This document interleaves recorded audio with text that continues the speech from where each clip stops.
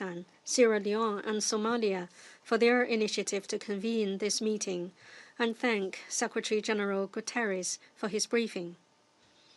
President, the Palestinian question is at the core of the Middle East issue, bearing on the Middle East's peace and stability and global peace and security.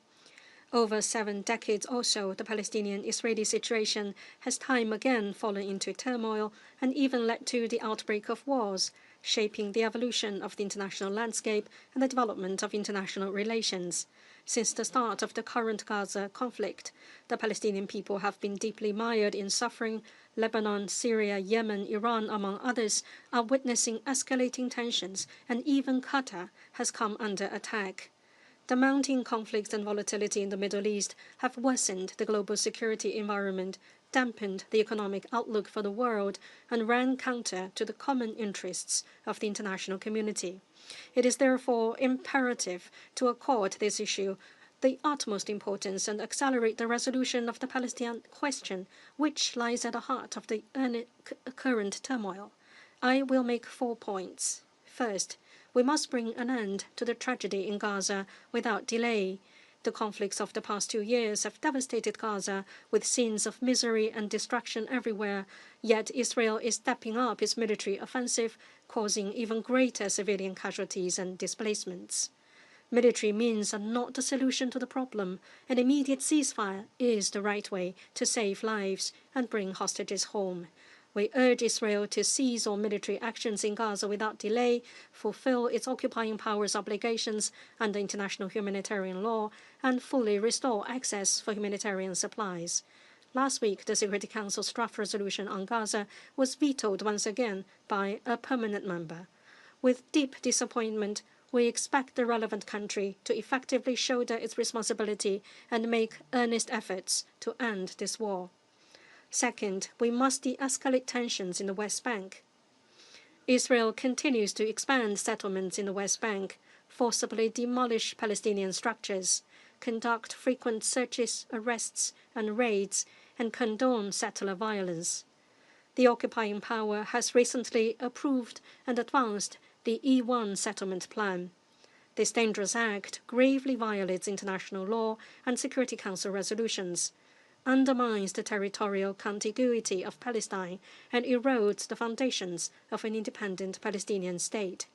We call on Israel to immediately cease all settlement activities, curb settler violence, and lift restrictions on Palestinian economic activities. Third, we must rectify the historical injustices suffered by the Palestinian people. Israel has long established itself as an independent state. The Palestinian people, however, remain without a homeland. This is the root of the problem. The two-state solution as the only viable way to solve the Palestinian question is irreplaceable and must not be denied. Yesterday, the UNGA high-level international conference on a two-state solution once again issued a strong call in support of the two-state solution. A number of Western countries have recently recognized the state of Palestine one after another. The international community should sustain the current momentum, strive to revitalize the prospect for the two-state solution, and support the early establishment of an independent Palestinian state and its early admission as a full member state of the United Nations. Both Gaza and the West Bank are inalienable parts of the Palestinian territory. We must resolutely oppose unilateral actions that undermine the foundations of the two-state solution. Any day-after governance and reconstruction arrangements must respect the will of the Palestinian people and uphold the legitimate rights of the Palestinian nation. Fourth, we must maintain peace and stability in the Middle East. From the onset of the current Gaza conflict, there has been frequent abuse of force and military adventurism, which have triggered profound changes in the regional landscape. The Middle East is once again standing at historical crossroads: relaxation or escalation, dialogue or confrontation, peace or war. These are the choices that the regional countries and us, the international community, should make collectively. We call on all parties to effectively respect the sovereignty, security, and territorial integrity of countries in the Middle East. We call on Israel to earnestly respect the rights to survival and development of the people in the Middle East, and call on countries in the region to prioritize long-term peace and security, uphold the vision of common security, resolve differences through inclusiveness, address conflicts through dialogue, come together to shape a regional order based on equity and justice, and jointly build a future of peaceful development in the region. President, China always upholds fairness and justice on the Palestinian question and always firmly supports the just cause of the Palestinian people. Chinese President Xi Jinping has put forward in succession the Global Security Initiative and the Global Governance Initiative, contributing a Chinese plan to resolve conflicts and hotspot issues, maintain international peace and multilateralism, and enhance global governance. This also provides important guidance for addressing Middle East issues. Guided by these initiatives, China is committed to working with the international community to promote a ceasefire, alleviate the humanitarian catastrophe, implement the two-state solution, and ultimately achieve a comprehensive, just, and lasting solution to the Palestinian question, so that both Palestinians and Israelis may live in peace and happiness, and the Middle East may embrace a future of lasting peace, stability, and shared prosperity. Thank you, President. I thank the representative of China for the statement. I now give the floor to the representative of the Russian Federation. Mr. President, we thank the Secretary General for his report on the situation in the Gaza Strip. We welcome the participation in today's meeting of the foreign ministers of regional states and relevant international organizations. The crisis in Gaza, whose scale in terms of civilian casualties has surpassed any conflict in recent decades, has led to escalation throughout the entire region, with violent flare-ups in a number of neighboring countries.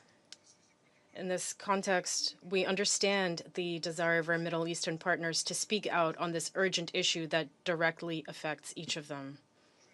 Colleagues, in recent weeks, a number of major developments have taken place at the UN regarding the Middle East, clearly reflecting growing solidarity among the international community regarding the fact that what is happening in Gaza due to Israel's actions, regardless of the justifications for those actions, is unacceptable and cannot continue. Last Thursday, 14 members of the Council voted in favor of a draft resolution demanding an immediate and unconditional ceasefire, the release of all hostages held by Hamas, the lifting of the severe humanitarian blockade of Gaza, and the provision of safe and unhindered access to those in need. Unfortunately, the United States blocked that resolution, using its veto for the 7th time on this issue. A little earlier, however, the Council did manage to agree on a statement, albeit a very general one, condemning Israel's attack on the sovereign state of Qatar. The UN has so far failed to stop the bloodshed in Gaza or to compel Israel to return to the path of a two-state solution. However, over the past 2 days during the international conference at the General Assembly, important symbolic steps have been taken, with a number of countries recognizing Palestinian statehood. This is a belated but extremely important signal to Israel's military and political leadership, a signal that justice for the Palestinian people must be restored.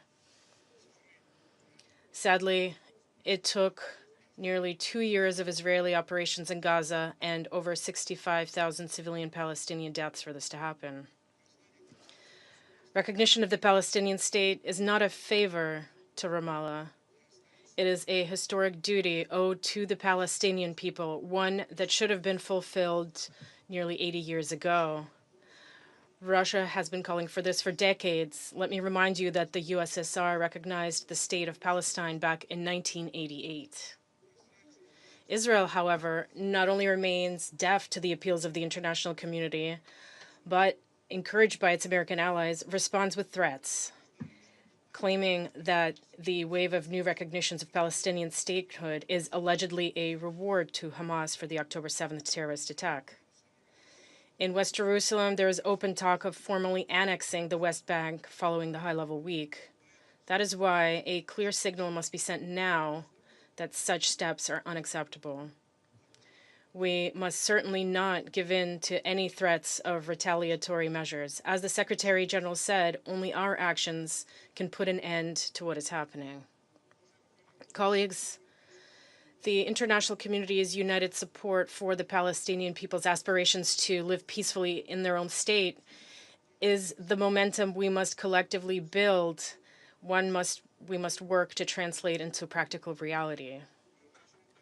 The main task right now is to ensure that the crisis in Gaza is resolved not through brutal facts on the ground, in other words, by completely clearing out all Palestinians, which is the aim of Israelis' leadership, nor through their displacement from the enclave and its commercial redevelopment, as proposed by various radical Western plans. Rather, this must be done through humane, civilized diplomacy that unites efforts within the UN and regionally among Arab states seeking to help their Palestinian brothers and sisters. Palestinians are not the object of social experiments. They are a people with the same right to sovereign existence and development as our own nations. But diplomatic efforts of any kind will only succeed if Israeli authorities abandon their reliance on military solutions. They must recognize that this approach will bring nothing good for Israel itself, which simply cannot develop and live in security in the context of a military operation on all fronts. The second key element is for Washington to recognize all this as well and stop viewing UN fora and multilateral diplomacy as an enemy that supposedly obstructs American diplomacy on the ground. Unfortunately, what we currently see is the exact opposite. Both Israel and the United States continue to claim that West Jerusalem is acting humanely in its fight against terrorism. This is how official Israeli reports justify strikes on hospitals and schools, attacks on humanitarian convoys, and the deaths of women, children, and aid workers. Hate speech and propaganda bring ordinary Israeli soldiers to kill dozens of innocent Palestinian civilians daily, sincerely believing that this is all for the greater good of the Israeli state. In this way, for nearly 2 years, West Jerusalem has been systematically constructing and imposing a distorted narrative in which Palestinians are second-class people who can be exterminated, displaced, starved, and killed even directly at humanitarian aid distribution points. UN leadership, its humanitarian bodies, and even member states calling for a ceasefire and humanitarian access are unabashedly labeled by Israeli representatives as terrorist accomplices. This radical, distorted rhetoric, along with West Jerusalem's clear intent to continuously escalate the situation in the region, a situation that is already drawn in Lebanon, Syria, Iran, Yemen, and Qatar, undermines any progress towards a peaceful resolution of the Middle East crisis. The Israeli strike on Doha, one of the key mediators in negotiations, clearly demonstrated that Israel is not aiming for diplomacy, but rather for endless war, even at the cost of the remaining hostages who, with this war, are left with no chance of survival. It is also clear that Israel's strategic endgame is to take full control of all Palestinian territory, both Gaza and the West Bank. Annexation plans are discussed openly, not only without hesitation, but with pride and a sense of fulfilling a historic mission. And these are not just empty words. Gaza is being systematically cleared, carved up into so-called security zones that shrink by the day.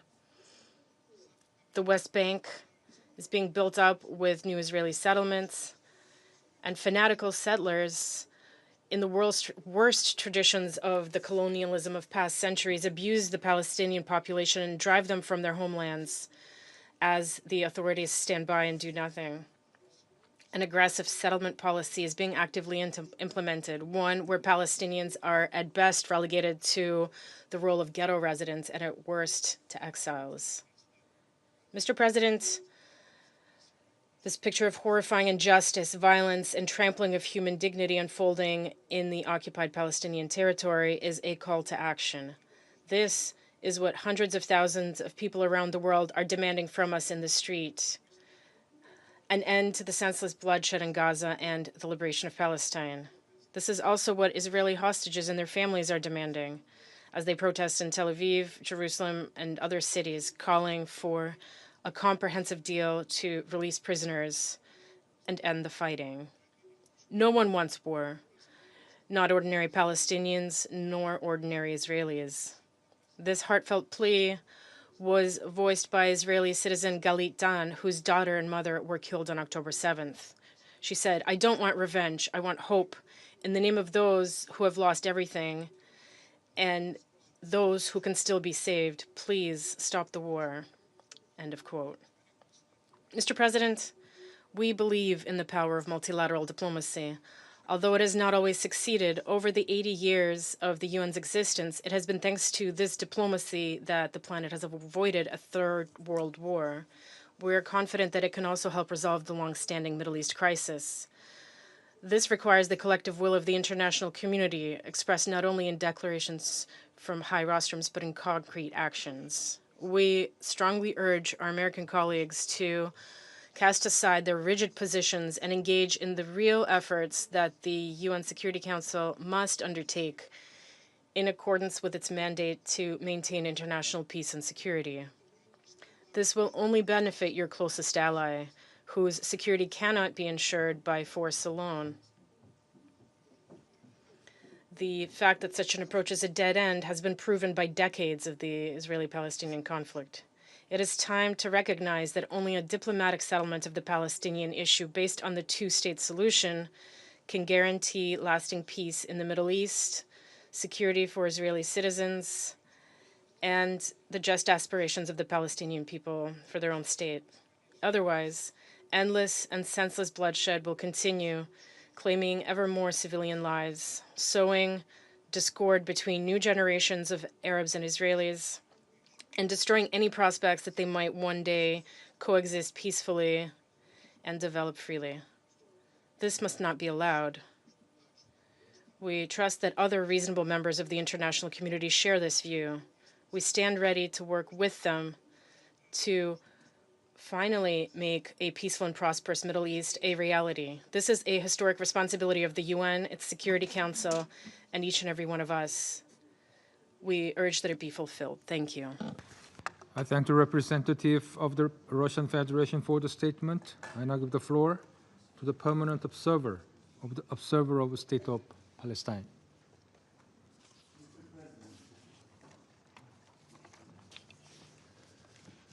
Allow me at the outset to thank the Korean presidency of the Security Council for convening this important meeting, and to thank the OIC countries, members of the Council, for requesting this meeting to highlight the horrific situation in Gaza as world leaders meet here in New York.